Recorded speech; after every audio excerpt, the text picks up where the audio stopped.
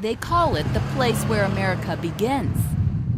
Tucked inside a bay right at the Canadian border, Blaine is also a place where America slows down. A place where seagulls don't compete with traffic to be heard. Hello. All right, brother. And a place where old friends still order their coffee for here. Yeah, we met in the coffee shop. I found out about his past. I called National Security. An unlikely duo, Joe is in risk assessment. His buddy Steve used to drive trucks. Now he's retired. I'm like Trump. I'm legendary in my own mind.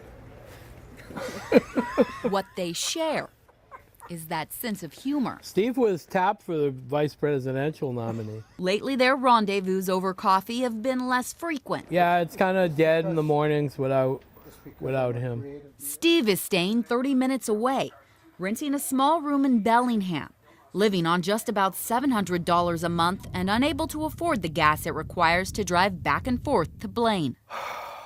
The last several months have been tough. Because you don't know where you're gonna, because you're moving from place to place. His longtime landlord died, forcing Steve to move, and move, and move again.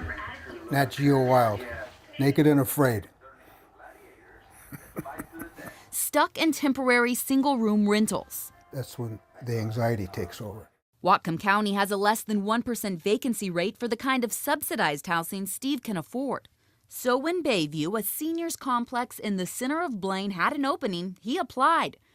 But management rejected him, even though a tenant screening company recommended Steve's application for approval. My pal Joey says he says that, that ain't right. I just said no. I mean, there's more appeals to be had, and Danielle Lee can help us with that. That's when we called the USDA, who subsidizes Bayview, and asked them to investigate. A spokesperson told us Steve should have been approved. Bayview's manager Mike Bauma told the USDA he was rejecting Steve based on a bad credit report from several years ago. But USDA guidelines mention no expectation of good credit from an applicant. He made a judgment call, one that was wrong, explained the USDA in an email.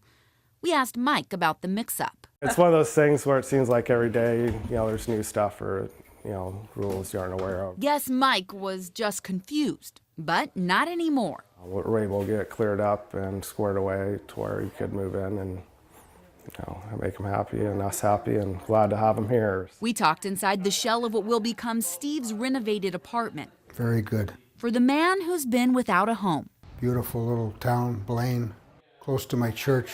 This is about as good as it gets. I never had it so good. Can I trouble you for a couple of Splenda? One that might make this coffee taste just a little bit sweeter once again. You know what? Skip the Splenda. I can do without it.